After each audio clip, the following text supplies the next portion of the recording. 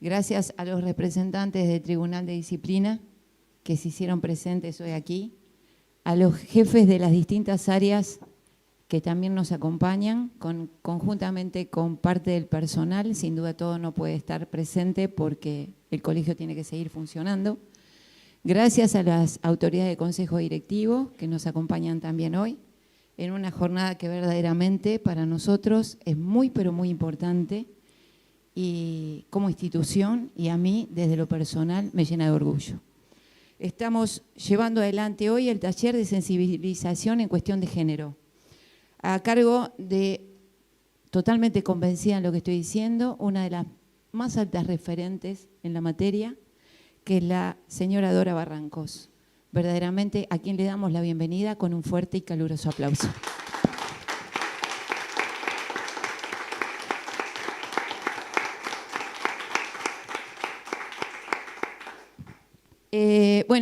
Participantes van a estar, todos los participantes, todos los integrantes del Consejo Directivo, los integrantes del Tribunal, porque lo que hoy se va a dictar es la normativa y el funcionamiento y la puesta en marcha de una ley, que es una ley nacional en la cual todas las instituciones públicas debemos tener conocimiento, trabajarla, discutirla, concientizarnos y concientizar a nuestros equipos de trabajo y familia, que es la ley Micaela.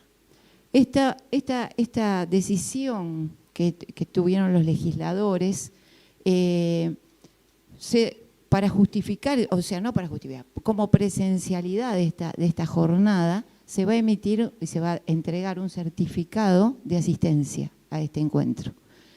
Quienes trabajamos o tenemos vínculo con distintas instituciones a nivel nacional o distrital, esta ley ya la tenemos estudiada ya desde hace un tiempo, que formó parte de la agenda de todos los dirigentes o funcionarios del Estado. Les cuento que, Dora, te cuento, y a las compañeras de las distintas instituciones, tanto a Graciela como a Carolina, que también nos acompañan hoy. Esta institución es una institución muy joven, tiene nada más que, este año cumplimos 15, estamos en La Niña Bonita, bailamos todos el vals. La realidad que en tan poquito tiempo, que es una profesión, el corretaje inmobiliario, identificado muchísimo con el hombre, con el varón, el corredor inmobiliario, el martillero, el inmobiliario. Rara vez en algún momento, cuando yo era adolescente o era chica, iba a la inmobiliaria, mi papá, se escuchaba la mujer de la inmobiliaria y tal. Era él, siempre era él. En esta profesión, vista desde ese lugar hace tiempo atrás, todo cambió. Y te tengo que decir que esta institución parece que fuese marginal a esa situación. Y te cuento por qué. La señora que tenemos sentada allá, Rosana Anduaga, fue la primer presidenta de la Asamblea de Representantes de la institución.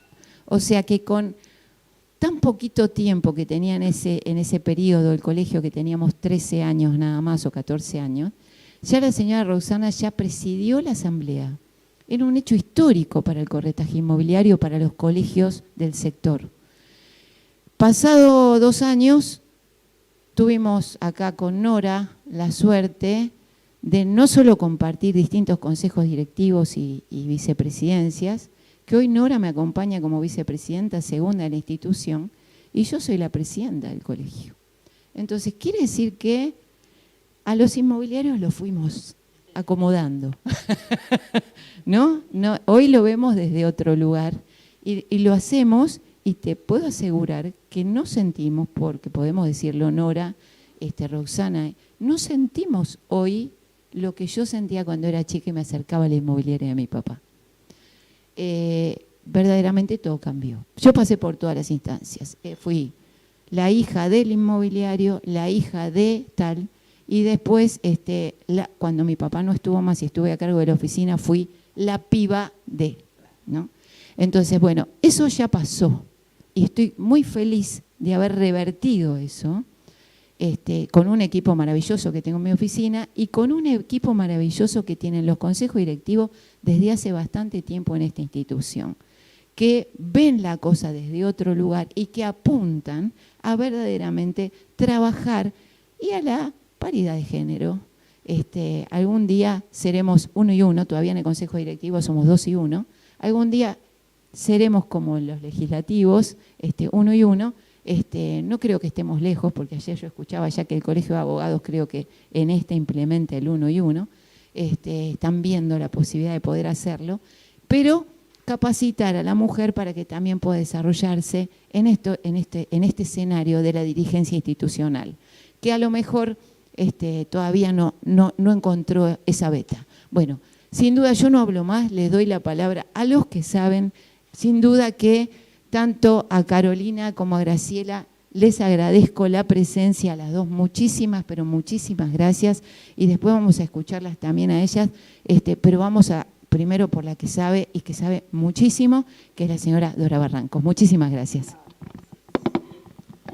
Bueno, es un día hermoso y una ocasión particularmente bella, porque la ley Micaela obliga al Estado argentino. Todas las corporaciones civiles son, sí, en alguna medida, tienen algo necesariamente público, pero no son parte íncita del Estado, y desde luego se impone esa división que implica que no es obligatorio para las entidades públicas todavía acatar la ley Micaela. Por eso este paso es muy gigante.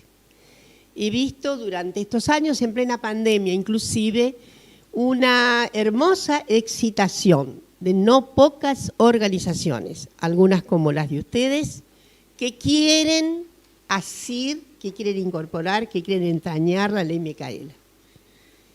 Desde luego hay, como ustedes saben, algunos proyectos presentados en el Congreso para que la ley efectivamente alcance las representaciones sensibles de la sociedad civil, las representaciones que tienen obviamente incumbencia proyectiva pública, y estamos hablando así de organismos gremiales, de corporaciones profesionales, y probablemente estamos hablando también de grandes entidades deportivas, grandes y pequeñas, porque son absolutamente incidentales, no en lo que atañe a nuestras vidas privadas, sino en lo que representan como significados agregados de lo público en un sentido mucho más amplio. Yo voy a tener una pequeña digresión. Se está asistiendo a una compulsión resumida y muy económica del concepto de lo público. Tan resumida es la cuestión que parece que es público solo toda la organización mediática y comunicativa. Hay un gran ensayista, lingüista extraordinario, Noam Chomsky, que hasta habla de que estamos presenciando una circunstancia de democracia disuasiva, porque el sentido de lo público ha sido tomado solo por los medios de comunicación. ¿Se entiende lo que quiero decir? Si el sentido de lo público son solo los medios de cualquiera de comunicación, todo lo que tiene que ver con la media, que está tan absolutamente transformada en nuestros días, porque está multiplicada en muchos efectos tecnológicos. Entonces estamos en una celada que es necesario sortear. Lo público es esto, es lo que tiene, lo que entraña el interés particular ligado a un interés societal fundamental. Entonces hice ese pequeño detour, porque me parece que es imprescindible reconocer el significado que tienen las organizaciones corporativas, porque son reguladoras, porque son auxiliares fundamentales del Estatuto de lo Público. Esto es, se vela por el interés de las personas en cuanto a individuos privados, pero también respecto de valores y circunstancias de apreciación axiológica que comprometen claramente la vida de la comunidad.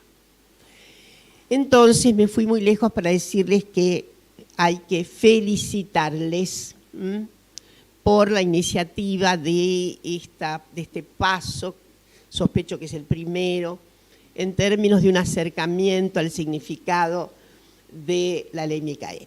Y rápidamente, mis queridas colegas van a hablar seguramente más precisamente de algunos detalles, pero yo quiero decirles que la ley Micaela sobreviene luego de la tragedia del femicidio de Micaela García en el 2017, circunstancia que permitió observar con espanto el default doble del Estado argentino, un doble default.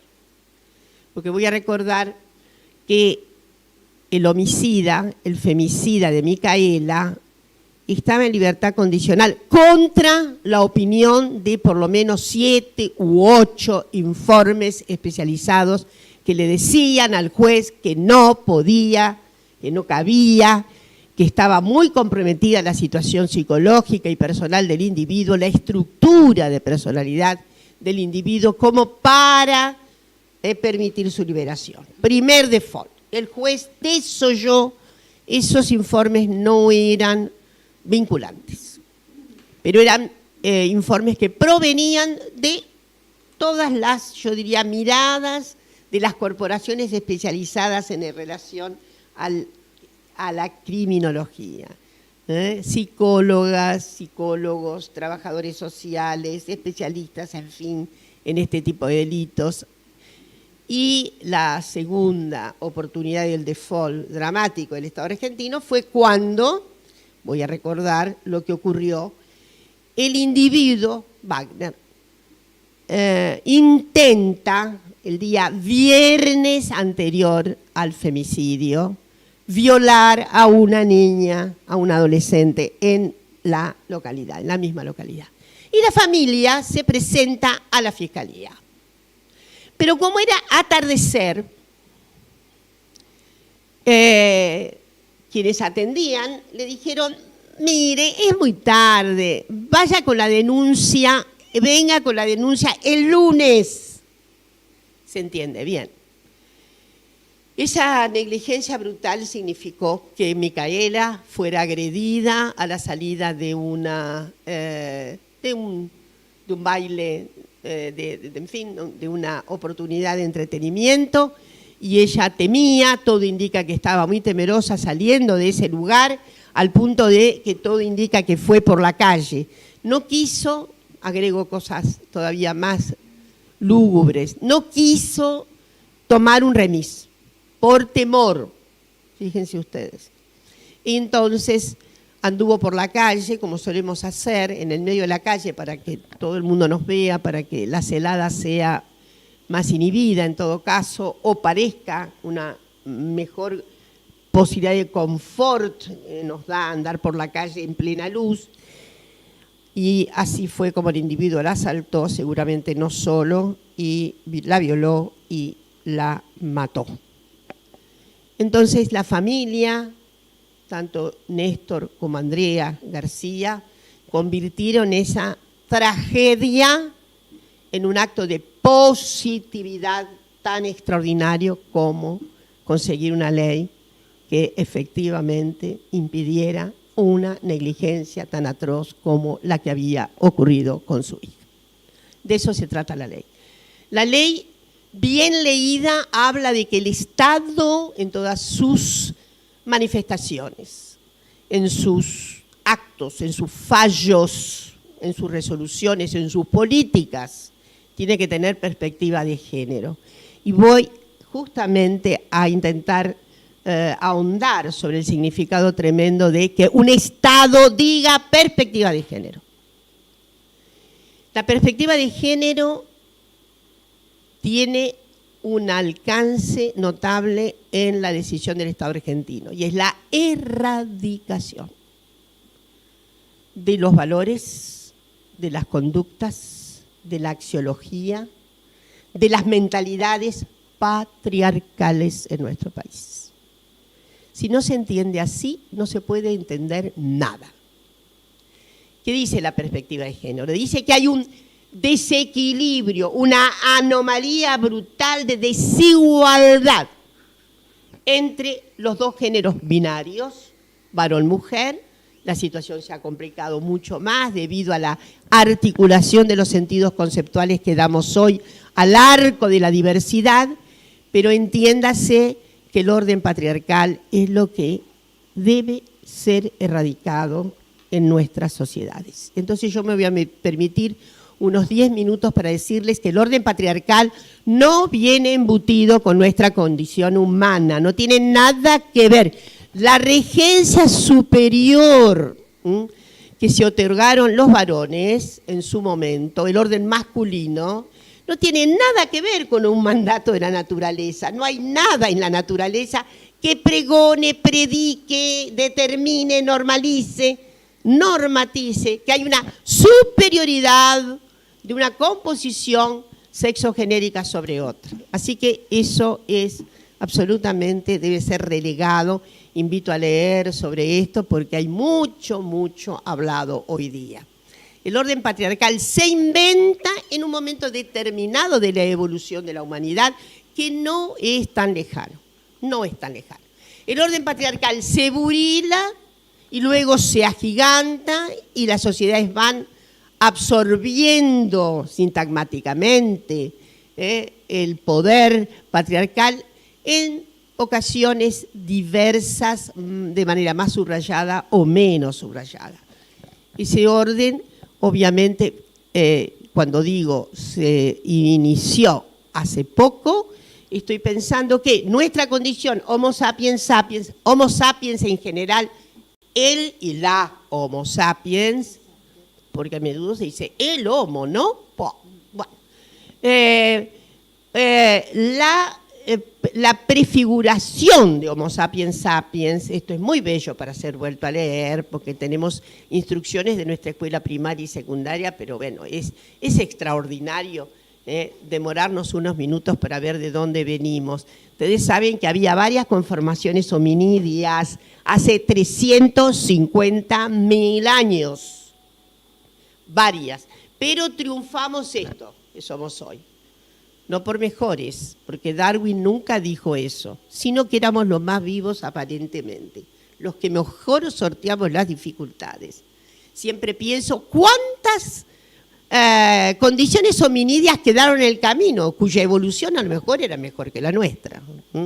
Pero he aquí que hubo varias circunstancias hominídeas, no era solamente Homo sapiens, pero luego, hay por ahí unas películas muy bellas, pero luego, efectivamente, esas posiciones, esas configuraciones hominídeas van cediendo a la regencia dominante finalmente de lo que va a ser Homo sapiens sapiens, hace 30.000 años atrás. O sea, nuestra prefiguración como Homo sapiens, todavía cuadrúpedos, etc., tiene 350.000 años. Nuestra configuración como Homo sapiens sapiens, 2 veces se repite, tiene alrededor de 40.000 años atrás.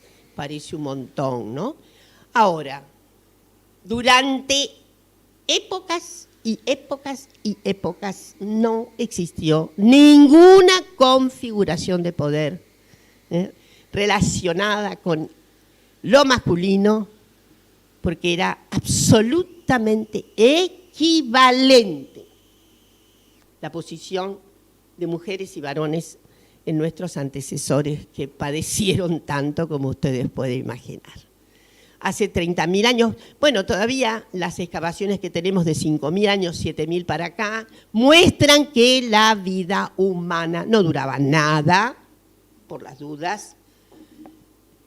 Voy a recordar, miren, excavaciones de alrededor de 7.000 a 8.000 años muestran que las mujeres morían antes, debido a los partos, evidentemente, al puerperio. Eso es la razón más, digamos, consagrada, hipotética que hay. 28 años de edad, y los varones entonces eran vigorosos, ¿no? sobrevivían más, hoy no sobreviven más, saben ustedes que es una tremenda noticia para los varones, ¿no? Terrible. Y les voy a dar otra peor todavía. Los trabajos chinos más recientes dicen que pasado el COVID, etcétera, etcétera, va a haber un relanzamiento de la expectativa. Y la comunidad china científica, que parece que no se equivoca tanto, vaya a saber, dice que las mujeres vamos a llegar a 120 años y los varones solo a 115. Tienen que pedir algo a los chinos, porque el cálculo está por ahí. Entonces, ¿qué es la vida humana? Muriendo entre 28 y 31 años. El periodo intergenésico prácticamente inexistente. Seguramente la menorrea existe antes, en edad más temprana, todo eso se ha modificado, y desde que se puede concebir hay una ininterrupción de partos. Casi el periodo intergenésico no existe, ¿está claro? Y una muchacha, una niña de 15, 16 años, puede haber llegado a tener ya 10, 12 partos. Y se calculan, no puedo decirles, porque esto está todo, no puedo decirles exactamente, pero se calcula que se puede parir 20, 22 hijos, de los cuales sobreviven 4. Hago este panorama para que vean ustedes la densa penumbra de nuestra situación allá lejos y hace tiempo. Es imposible que en las condiciones de imposibilidad de una expectativa larga, de tener alimentación, de tener un surtido vasto de oportunidades de sobrevivencia, haya existido la ridícula posición de esto me ocupo yo y de esto te ocupás vos. ¿Se entiende lo que quiero decir? Es absolutamente ridículo. A nadie se le iba a ocurrir en el estado de cavernas, porque las mujeres hacían exactamente lo mismo. Iba toda la tribu, cuando se organiza ya tribalmente, para cazar un ciervo, para cazar un mamut, para cazar esto. Hay cada vez más preciosos trabajos que muestran que no hay división sexual de las actividades. No la hay, porque hubiera sido ridículo. La humanidad hubiera sido mucho más limitada en su posibilidad de vida. ¿Se imaginan? Solo van a cazar ellos. ¿No? Es ridículo. Entonces, siempre me gusta jugar con estas figuras para que nos demos cuenta del significado largo y no tan largo que tienen ciertas concepciones socioculturales. Lo cierto es que ahí, en la manejada de los tiempos que van desde los 10.000, 7.000 años para acá, en donde hay una posibilidad habilitante bastante mejor para órdenes que ya pasen de tribalismo a clanes que se organizan, en fin, de manera cada vez más compleja, con mayor capacidad herramental, etcétera, etcétera, sobreviene una circunstancia que para un famoso teórico del materialismo histórico del siglo XIX, Federico Engels, obsesionado con el estudio del patriarcado, Engels ligó el patriarcado al principio generatriz de la propiedad privada. No la propiedad privada burguesa, la propiedad clánica, la propiedad de un grupo sobre las posibilidades del otro grupo. ¿Hacerse con qué? Rebaños, rebaño fundamental, hacerse con fuentes de aguas, hacerse con montes, hacerse con, en fin, todo lo que puede significar la apropiación significativa para poder sobrevivir. Entonces, para Engels, ahí nace el patriarcado. En esa desventura de hacerse dueños, porque por otra parte las mujeres, y ahí se termina un ciclo que había sido largo y común a todas las comunidades humanas, la matrilinealidad. Sí, todavía en la época prehominidia y en la claramente Homo sapiens sapiens, que es toda esta articulación que somos hoy, la matrilinealidad era la línea, y ustedes que son inmobiliarios pueden saber muy bien, Era la línea legataria y de identificación a donde se pertenece. Es la madre. ¿Por qué? Porque la maternidad es un acto empírico incontestable. Nadie va a dudar de que es la mujer de esta tribu la que se embaraza y tiene. Estamos frente a una situación probablemente promiscua de nuestros antecesores, antecesoras, pero evidentemente hay todo un debate qué tan promiscua era la cuestión. Lo cierto es que la identidad la daba la línea materna. Eso no quiere decir que hubiera matriarcado, por favor, no quiere decir eso. Dice que la matrilinealidad asegura a la membresía la identificación necesaria para pertenecer a esa tribu, a ese orden clánico. Porque les quiero decir también a los varones, algo que ya saben, algo bastante pesaroso. La identificación de la paternidad resolutivamente es muy reciente. La oscuridad de la paternidad es lo que más ha acompañado a los pobres varones. Yo creo que por eso también, esto lo digo medio en broma, pero estoy casi dispuesta a escribir un paper, la sombra fantasmática de no ser el padre, quién sabe, les dio más coraje para el poder patriarcal. ¿Quién sabe?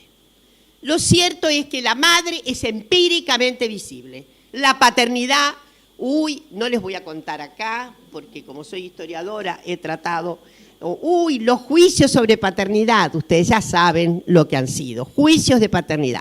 Solo recientemente, con la gran invención del ADN, que dígase de paso, la invención del ADN, el descubrimiento de la doble hélice, etcétera, etcétera, se debe sobre todo a una gran científica, Rosalind Franklin. ¿Sabían?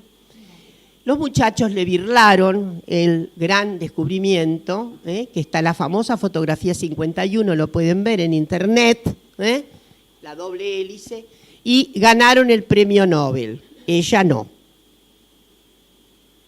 ¿Cómo vamos, no? Entonces, la verdad es que a ella se le deben las focalizaciones centrales acerca de la doble hélice del ADN que permite luego los desarrollos, etcétera, etcétera, tan extraordinarios que tenemos hoy, al punto de que hoy es regente la biología molecular, es regente, tiene un imperativo enorme, ¿no? Es la reina de las ciencias. Bueno, me fui lejos y ahora bajamos. Lo que le quiero decirles entonces es que el patriarcado es una invención. Para Engels, que escribió ese texto en el 84, del siglo, en la década del 80 del siglo XIX, se confió enormemente en la hipótesis. El patriarcado emerge cuando hay ese invento de la propiedad privada. La propiedad privada antes no existía, nadie, una tribu podía discutir con otra, es lo mío, mío, mío. Pero ahí hay un proceso instituyente de la propiedad privada. Y bueno, luego vinieron las grandes feministas que han sido, sí, ya nuestras maestras extraordinarias de los 60 para acá y dieron vuelta por completo la tortilla armada por Engels y con los mismos elementos de Engels, la conjetura y la hipótesis cambia completamente. Y en realidad para las feministas contemporáneas, por lo menos de 45 años para acá, la invención del patriarcado, es decir, la invención de un poder, de un poder específico para el grupo de varones, la invención de una hegemonía y de una jerarquización tiene que ver con la apropiación privada de los cuerpos femeninos. Los cuerpos de las mujeres pasan a ser el argumento y el objeto de patrimonialidad que se exhibe sobre todo entre las discusiones interclánicas. Y se obliga a las mujeres para evitar más líos respecto de, sobre todo, el problema muy ligado a ascendientes, descendientes, etcétera, etcétera, se obliga a las mujeres a rotar de clanes. ¿Está claro? Las mujeres deben salirse, a ninguna mujer le preguntaron si quería ir a habitar y hacer vida conyugal con... Esto también evitaba las guerras, etcétera, etcétera. Es más compleja la situación, pero es evidente que el experimento de la privatización se da sobre los cuerpos de las mujeres. Y ahí es muy probable, y con esto cierro esta parte tan lejana, este capítulo, es probable que ahí comience una epopeya que solo la especie nuestra, la especie Homo sapiens sapiens, reconoce, una epopeya, una saga, una característica que no tiene ninguna otra especie, porque muchas especies tienen inteligencia, muchas especies tienen inclusive, todas tienen una capacidad de lenguaje, una capacidad comunicacional, más que... Y en cambio la especie nuestra, Homo sapiens sapiens, tan espléndidamente cultivada como es, con un lenguaje impresionante, tiene una conformación que no tiene ninguna otra especie, orden simbólico. Ninguna otra especie tiene orden simbólico. Ese orden simbólico, muchas teorías, sobre todo el psicoanálisis, le han dado un significado casi inconsciente. Tan incorporado está que es inconsciente. Pero el orden simbólico es, por supuesto, una gran realización del lenguaje y de las metaforizaciones que va a dar el lenguaje internamente como normas de conducta. Al punto que, desde luego, las circunstancias morales, etcétera, etcétera, lo que para el psicoanálisis es el superyo, en general inconsciente, tiene que ver absolutamente con esta cuestión que es el orden simbólico. Y el orden simbólico no lo tiene ningún primata. El orden simbólico y esas cuestiones que tienen que ver con la arquitectura de nuestra subjetividad, el orden simbólico hacia la arquitectura de nuestra subjetividad y hacia la arquitectura de las relaciones. Entonces, he ahí el crecimiento del patriarcado. Y yo voy a dar dos ejemplos muy típicos de las formaciones patriarcales intensas en el pasado. Para irme ya al presente, tengo 10 minutos más, creo. En el pasado hay como dos sociedades a las que se puede analizar muy bien qué significa la dominación, como dijo Bourdieu, Pierre Bourdieu, un feminista importante, Pierre Bourdieu, la dominación masculina. Una es el significado que tiene la Roma antigua, la Roma clásica, que pasa por largos periodos de vida republicana, como ustedes saben, hasta el advenimiento de una fórmula, como es la fórmula imperial, que es tardía. Pero todo el orden jurídico romano se basa sobre todo en los compendios pluriseculares que tienen que ver con la república. El orden romano es patriarcal al punto de hasta azorar a las poblaciones bárbaras a las que después imperialmente va a someter. El pater familia tenía una relación nunca en cesura. Aunque la hija se casara, y hay sí algunas hijas que podían tener un principio un poco más franqueado, el padre dominaba la vida familiar hasta más allá del casamiento. Más allá del casamiento. La hija casada se debía al marido y al padre.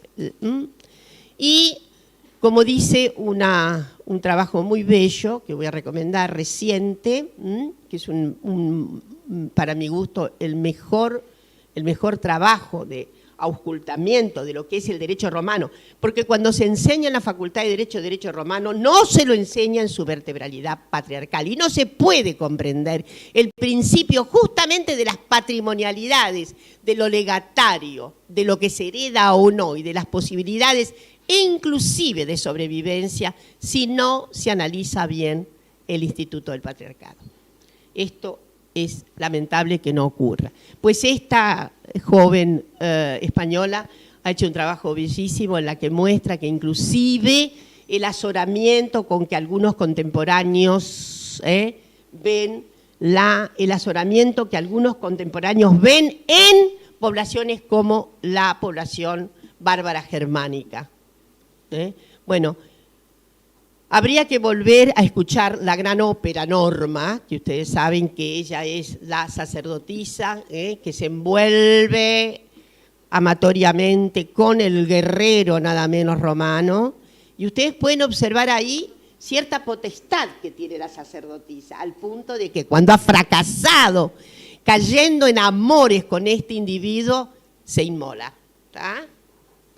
Vean la ópera, que es tan bella, sobre todo el aria Casta Diva. Entonces, van a ver ustedes cómo eso también ilumina esto que estamos diciendo. El hecho de que esa gestión patriarcal romana era exacerbadísima. La otra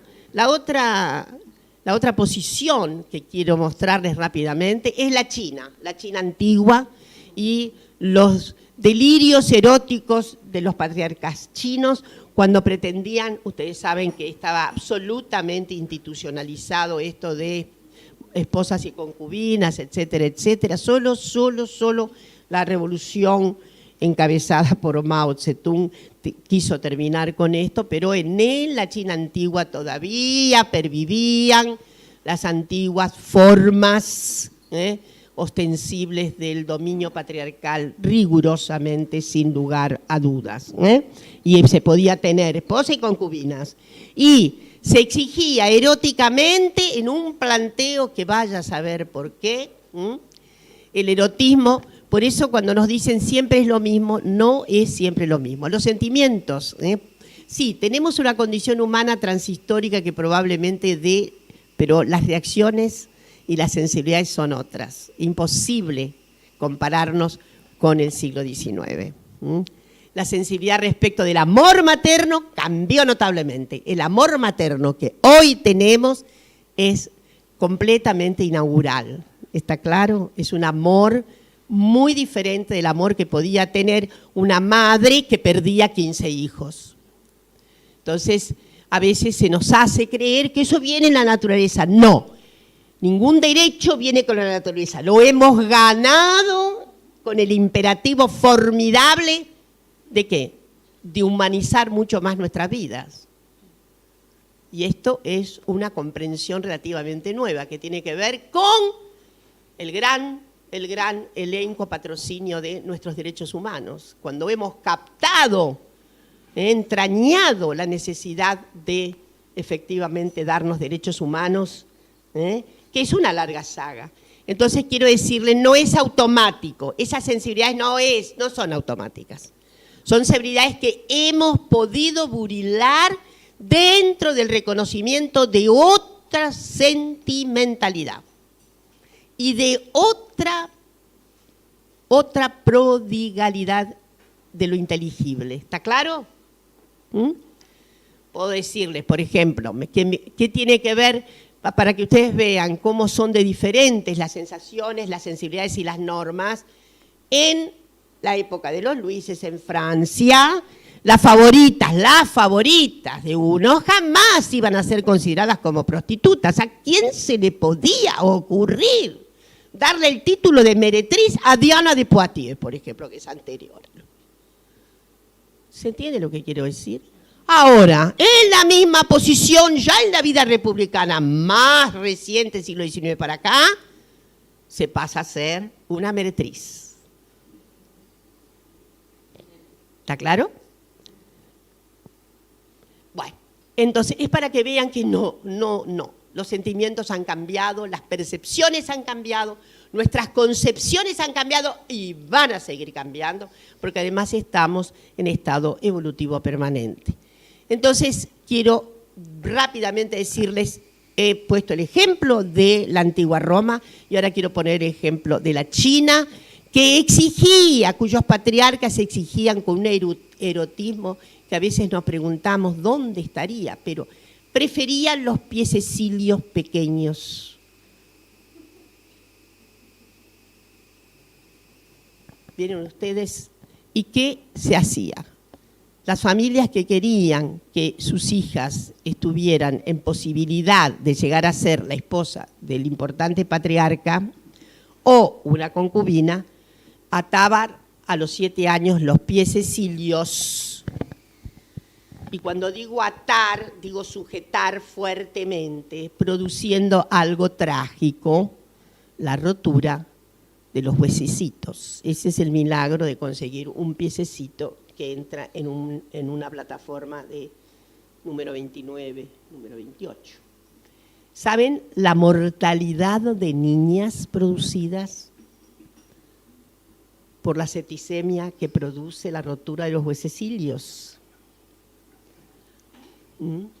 Hay por ahí una linda literatura, sobre todo, que muestra, es insondable todavía el cálculo de la mortalidad por infección habida en niñas preadolescentes a propósito de la manía patriarcal de excitarse con los piececilios pequeños. He dado 2 ejemplos del pasado y ahora sí, prometo, en el presente la situación ha sido más grave desde el siglo XIX para acá, siglo que promete solidaridad después de la Revolución Francesa, igualación, individuación, etcétera, etcétera, y para las mujeres fue un retroceso completo. No ha habido probablemente opacidad mayor que la del siglo XIX. ¿Por qué? Y porque los individuos varones pasan a tener derechos, pasan a ser considerados, pasan a, bueno, tan considerados son que organizan pétreamente la vida patriarcal a propósito de la codificación del orden jurídico del Estado. El orden jurídico del Estado es patriarcal. Y como prueba siempre remitimos, vuelvan a leer el Código Bonaparte 1804, no solo ese código, ya varios códigos que había decían lo mismo. La mujer es considerada jurídicamente inferior y relativamente incapaz. Gracias a la saga feminista que nace en... No podíamos ir a la universidad, les recuerdo que lentamente se incorpora. La vida de las mujeres está arreglada por el principio patriarcal.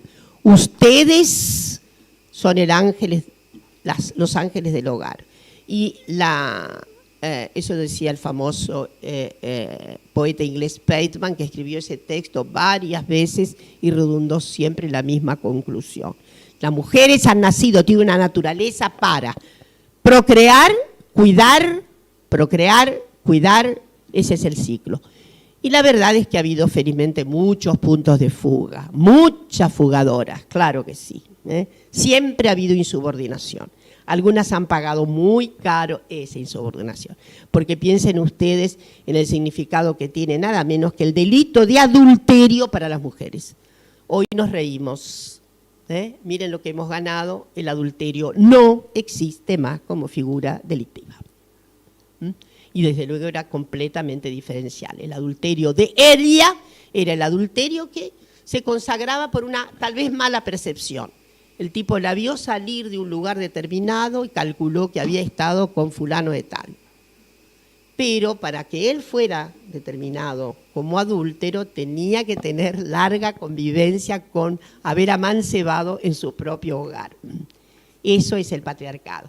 La última cuestión, en materia de derecho penal, que vino después del derecho privado, el derecho privado se organiza primero porque el Estado-Nación requiere una normalización, sobre todo del orden familiar, que haya un control muy grande, por eso comienza con el derecho privado. Pero el derecho público viene después, es decir, el Código Penal va a aparecer después, también en Argentina, y les voy a recordar algo. Siniestro. El Código Penal argentino de fines del 19 autorizaba el homicidio por honor de una mujer, siendo el honor el que hacía eximiente de pena al homicida. ¿Sabían eso? No.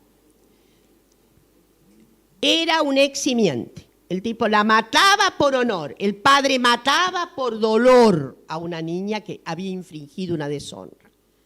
Y era sana, sana, colita de rana, así decía el Código Penal.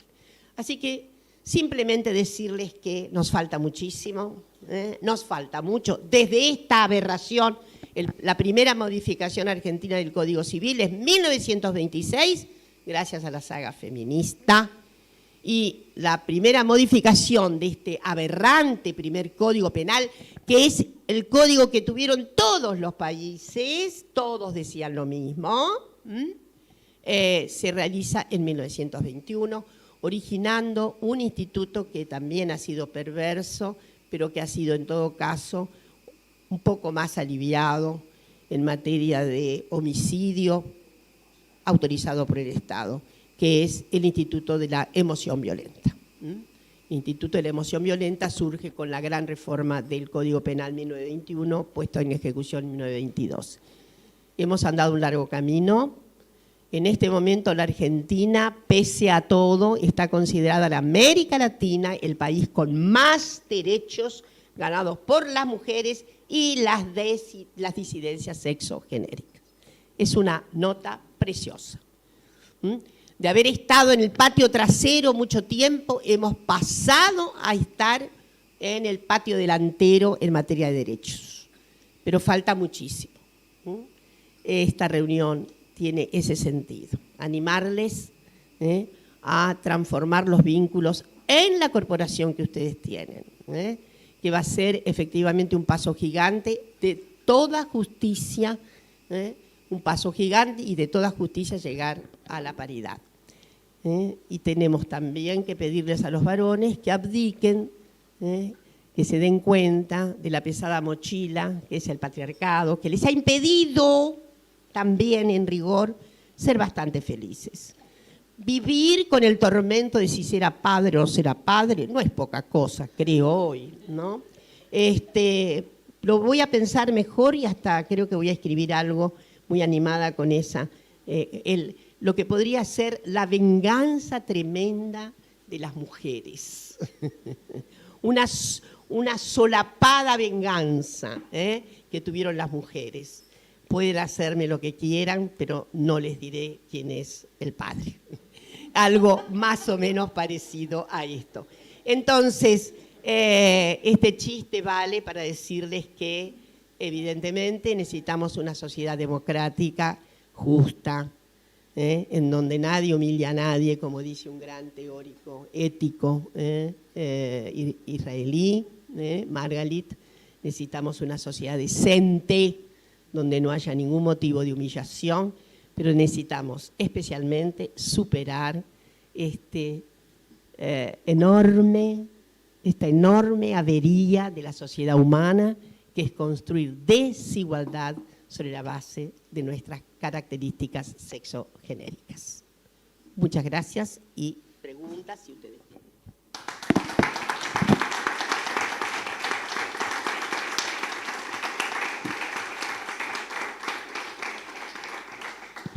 Bueno, la verdad que un recreo y un abanico de información realmente de distintos escenarios y distintas situaciones que verdaderamente lo tenemos que procesar.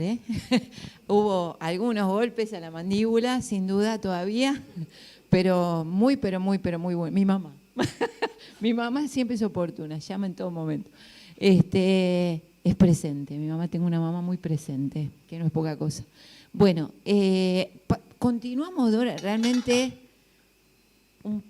lo dije al principio, un placer que estés con nosotros y ahora lo recontra ratifico y creo que es la decisión y la palabra de todos. Realmente un verdadero placer que esté con nosotros. Yo omití saltear la participación de la... estaba tan embalada por presentar a Dora que la verdad que nos gustaría que nos cuentes desde tu lugar cómo vos ves esto, la implementación de la ley Micaela, esta institución. Me olvidé de comentar algo de esta institución que quiero que ustedes sepan. Nosotros tenemos 4 áreas delineadas para el trabajo interno de la institución y tenemos 4 jefes. Estamos al 50%. que no es poca cosa.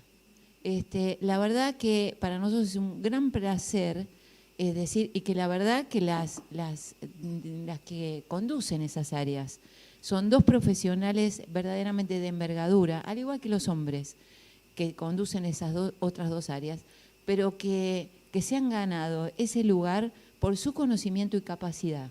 Realmente han crecido en esas áreas las dos, y las dos realmente, que una es Karina Migale y Natalia Amador, una es contadora, la otra es abogada, y realmente son, no me manden besos porque es la verdad, se han ganado con conocimiento y con capacidad el lugar que llevan adelante y lideran desde sus áreas. Realmente. Y la controller también. Nosotros tenemos, la verdad que en cualquier momento. Bueno, ahora sí, te damos la palabra y muchísimas gracias por habernos acompañado en esta mañana. Bueno, buen día. Después de hablar de Dora es muy difícil. Hola. Pero voy a ser breve para que sigamos procesando todo lo que nos contó. Yo vengo en representación del Ministerio de Mujeres, Género y Diversidad de Nación. El área es la Subsecretaría de Formación y Capacitación, que lleva adelante Diana Broggi, que está de viaje, y la directora nacional de formación, que le corresponde la ley Micaela, es Victoria Obregón, que también está de viaje. Entonces yo soy la directora nacional de políticas culturales de ese área, que hoy, bueno, las estoy reemplazando y realmente es un honor estar acá y los felicito por estar sentados acá. No es fácil, porque nos toca la interpelación, nos interpela, nos cuestiona, nos hace preguntarnos, repensarnos, y eso no nos gusta mucho. A veces no tenemos ganas de cambiar esta naturaleza que nos han impuesto, o esto natural o sentido común, que de sentido común no tiene nada.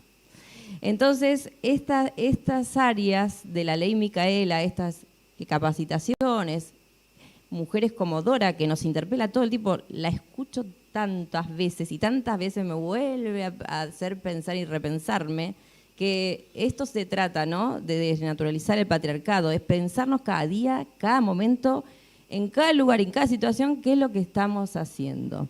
Las leyes por sí mismas no reducen las desigualdades nunca, porque la ley, lo hemos comprobado. A mí me tocaba la parte normativa, de internacional y nacional, de lo que es el marco de la ley Micaela. Realmente, después de todo lo que dijo Dora, me aburre a mí hasta contarlo, pero yo les puedo decir que si googlean ley Micaela, marco normativo internacional y nacional, están todas las leyes. Está la de CEDAW, la de Belén do Pará, está la ley 26485 contra la violencia contra las mujeres, la identidad de género, matrimonio igualitario. Digo, hay un montón de leyes desde los años, como dijo Dora, la feminista de los 60, 70, donde empezamos a andar esos caminos y conseguimos un montón de normativas, y hoy Argentina también es punta de lanza, pero no alcanza. O sea, no nos alcanza, y nosotras, nosotros y nosotres tenemos que interpelarnos en una reunión así, pensar, y bueno, y si se puede preguntar, investigar, cuestionar y hacer un trabajo en conjunto. Entonces, les invito a que continúe esta capacitación y cuentan obviamente con el Ministerio 100%, somos la autoridad competente en ley Micaela, y todo lo que surja, bueno, seguir cuestionándose en grupos o por mail, si quieren, podemos contestar y que nos sigan preguntando, para que esto continúe y se siga siendo una ola, pero de transformación cultural real, para que haya menos violencia y más igualdad, y menos discriminación hacia las diversidades. De eso se trata. Me corrí de guión, como siempre lo hago igual. Yo me traigo para leer. Sí, traigo para leer y ser prolija, nunca me ocurre.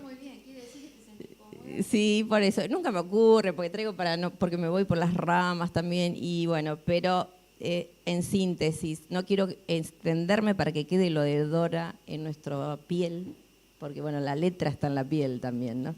Así que muchas gracias, realmente los felicito y que bueno, continúe la capacitación y que la próxima seamos el triple, ¿no?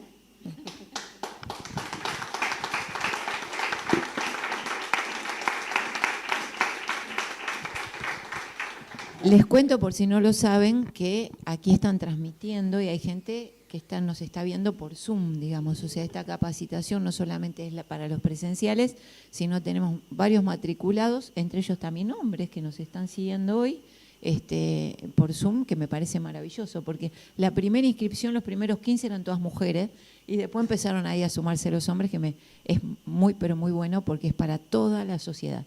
Bueno, ahora sí, Pablo. Bueno, gracias a todas y a todos por participar de este encuentro, en especial Dora por habernos acompañado. Yo quiero hacer unos agradecimientos especiales a mi estimada Lara, que formalmente es María Lara González Carvajal.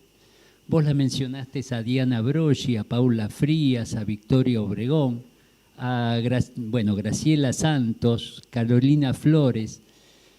Todo el equipo del Ministerio de Mujer, Género y Diversidad de la Nación, que cuando empezamos esta vuelta a instancias de Marta con Nora Gershanik, nos han recibido con una calidad y una calidez excepcional, permitiendo que hoy arribáramos a esto.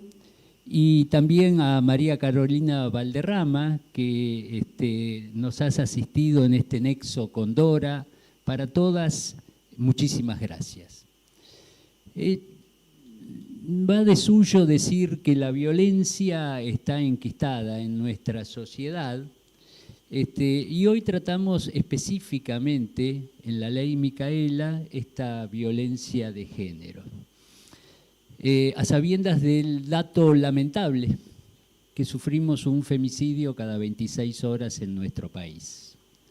Esto nos tiene que hacer reflexionar a todos y a todas. Como dirigente deportivo, me ha tocado lidiar con la violencia en el deporte en general y con la violencia en el fútbol en particular. Sé de qué se trata, porque culturalmente estamos todavía muy lejos de encontrar soluciones viables para todo esto.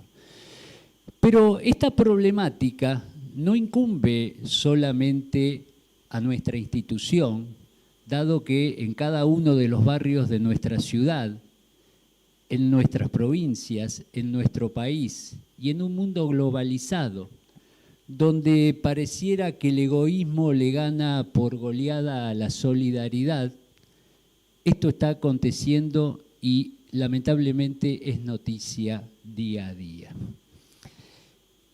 También tenemos que saber que la perspectiva de género no es patrimonio de un determinado partido político. Lo que tenemos que entender que la perspectiva de género nos incumbe a todos y a todas. Y yo diría, como reza el preámbulo de nuestra Constitución, de todos los hombres, agrego mujeres y diversidades, de buena voluntad que quieran habitar el suelo argentino. Lamentablemente nuestra sociedad está en posturas binarias del bueno y el malo. Y todos pensamos que estamos en el primer equipo y no escuchamos al otro, y en esas disidencias al otro lo tildamos del malo y no nos permitimos siquiera escucharnos para integrarnos un poquito más. Hace solo 2400 años, Aristóteles dijo que la virtud es lo que más se aleja de los extremos. Yo le pido a todos los que nos están escuchando que abramos nuestros corazones, pero sobre todo abramos nuestras mentes para escuchar al otro y poder construir una sociedad mucho más justa, mucho más equitativa y mucho más solidaria. Muchas gracias.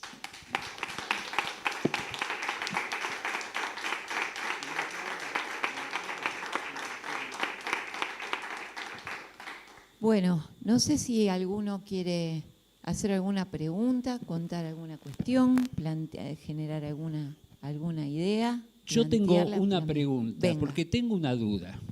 Hay una frase que a mí me encanta, no sé si es tuya o de Rita Segato, que es: el feminismo no quiere transformar a la mujer en el hombre que queremos dejar atrás. Es de Rita. Esa frase me encanta y me parece significativa, porque hay mucha confusión con respecto al feminismo. Entonces, quiero repetirla: el feminismo no pretende transformar a la mujer en el hombre que queremos dejar atrás.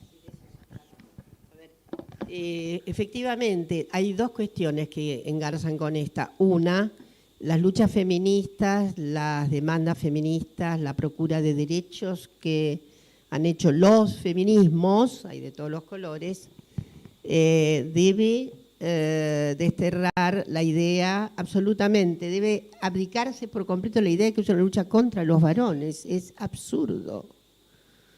Es una lucha contra el patriarcado. Y el patriarcado también ha embromado a los varones más allá del usufructo de oportunidades y de la hegemonía que han tenido. Porque los ha obligado a una masculinidad densa, a un libreto masculino, a un deber ser masculino, como decía un gran ensayista inglés, Raymond Williams, hablando de las fórmulas patriarcales que se extendían sobre Inglaterra, aunque la fecha es un poco arbitraria. Él dice 1850, año en que los varones ingleses fueron obligados a no llorar en público. En realidad desde antes se venía haciendo esto. Pero hay algo torpe, muy insensato y muy irracional en la crianza masculina de los varones. Porque además, esto que tú decías, el patriarcado es constitutivamente violento. Un orden de sometimiento es un orden violento, no hay ni por dónde discutir. Pero también implica una ratio, una razón de violencia para los propios varones. Hay homicidios de varones que son hechas también con juegos brutales de poder de género masculino. ¿Está claro lo que quiero decir? Y ahí se ve, últimamente hemos tenido algunas hazañas de varones, con varones, no apenas las hazañas brutales de los varones contra las mujeres. Entonces, yo no quiero decir con esto que si hubiéramos tenido un patrocinio de poder por parte de las mujeres, las cosas hubieran sido diferentes. Eso es contrafáctico, no lo podemos decir. Cuando nos preguntan qué es el poder femenino, la verdad, creo que también con Rita coincidimos en esto, no lo sabemos, porque todavía no hemos tenido una estela densificada y hegemónica de poder femenino. Entonces no sabemos. A mí me gusta, de todas maneras, siempre lo digo, siempre lo repito, más que el término empoderarnos, que nos hace falta sin duda, es potenciarnos. Porque el término poder tiene una notable semántica y es la posibilidad de que alguien haga algo aún contra su voluntad. ¿Está claro? Esa es una definición weberiana. Weber y sucedáneos han sido impecables. ¿Qué es tener poder? Tener poder es que hacer que alguien actúe según nuestra perspectiva, aún contra su voluntad. Y ese poder puede ser necesario, las autorizaciones que vienen de autoridades es un poder necesario, obviamente. En una escuela no se hace lo que se quiere totalmente, debería hacerse más lo que se quiere, pero hay un orden de autoridad, etcétera, etcétera. Lo mismo pasa con cualquiera de las organizaciones que planteen estructuras piramidales, aunque no sean tan piramidales. Pero, por lo tanto, el poder puede ser ejercido de manera indigna o poco apropiada para. En cambio, la potenciación implica que todo el mundo, todos, todas, todes, tengan la voluntad, la energía, la apreciación de sí con autonomía y libertad que implique que no pueda ni por asomo haber una servidumbre voluntaria, como diría Lavoisier. ¿Está claro? Entonces, la otra cosa es que el patriarcado ha sido tan inculcador de sus sentidos de organización común, de naturalización, como tú decías, que se ha introyectado en cuerpos femeninos. Se ha introyectado en cuerpos femeninos. Y esto es dramático, porque efectivamente hay un copyright que organiza la sensibilidad de ciertas mujeres en órdenes patriarcales.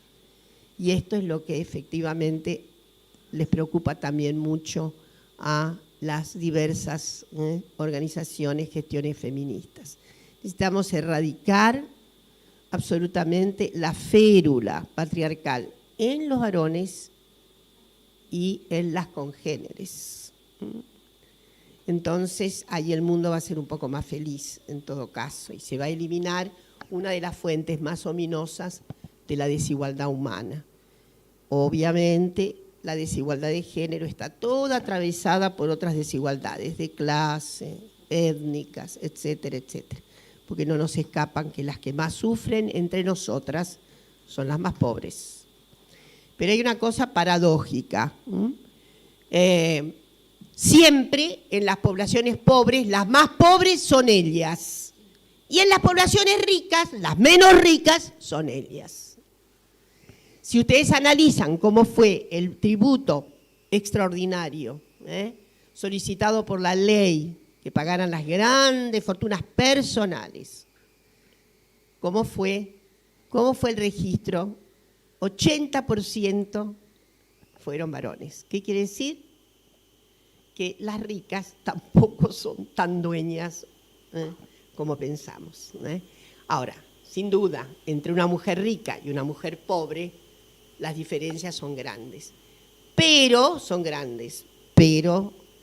inigualables en todo caso, como decía una gran historiadora alemana, Gisela Bock, porque alguien le decía, bueno, pero había mucha diferencia, decía un historiador, ¿no?, chuseándola, entre la duquesa y la campesina.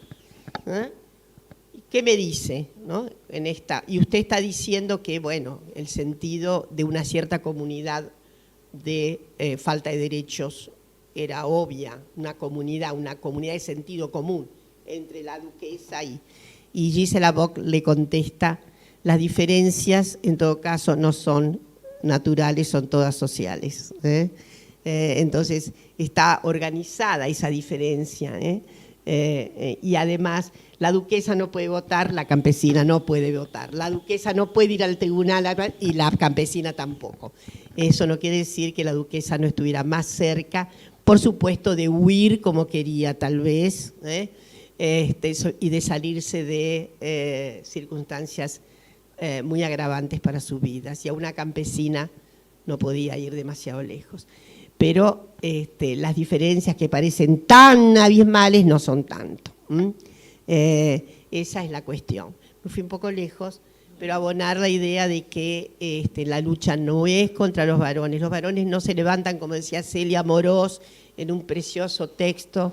Ella escribió mucho sobre el patriarcado, sobre todo en términos filosóficos, ¿no?, menos historiográficos, y ella decía, bueno, no es que los varones se levantan todos los días, hacen ejercicio muscular y dicen, qué varón patriarcal que soy, y aletean. No. Es muy difícil que un varón se pregunte fuertemente, ¿sí?, cuando hay algo que efectivamente pendula internamente ya como una circunstancia en la que la subjetividad, el sistema obviamente fundamental que nos constituye nos hace caminar en el sentido de elecciones que no tienen que ver con lo heteronormativo. Pero, y en todo caso por ahí es probable que los varones, pero normalmente los varones no se levantan todos los días preguntando ¿qué es ser un varón? En cambio, es mucho más común que esa pregunta angustiosa le pase a una mujer sometida, golpeada, vilipendiada, etcétera, etcétera.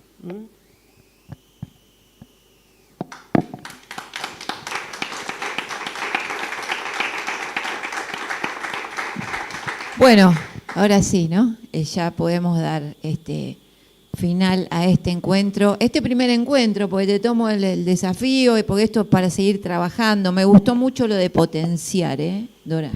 Potenciar. Ese es el término. El copyright es el gran... Potenciémonos, ¿sí? Vamos por eso, potenciémonos. Realmente es algo, me encantó y creo que es el resumen de esta primer jornada. Ese es el camino, vamos descubriendo un mundo distinto, apuntamos a un mundo distinto. Acá somos todas trabajadoras y trabajadores de esta profesión y de la institución, y realmente preocupados por la sociedad, preocupados por la equidad, preocupados por lo que viene, por nuestros hijos, nuestras hijas, y la construcción, nuestros sobrinos, y la construcción de una sociedad distinta, mucho más sana, mucho más transparente y sin daño, sin perjuicio hacia el prójimo, ¿no? Es sobre esto lo que estamos trabajando y sobre esto lo que estábamos preocupados, que hace un rato Pablo dijo algo que cuando vos ves las noticias te abruman, a veces te sorprenden los números, te sorprenden las estadísticas, y eso es lo que hay que revertir. Como profesionales que somos, como institución que somos, como ciudadanos que somos, tenemos este fuerte desafío por construir una sociedad mucho más sana, mucho más justa, mucho más segura para todos. Gracias.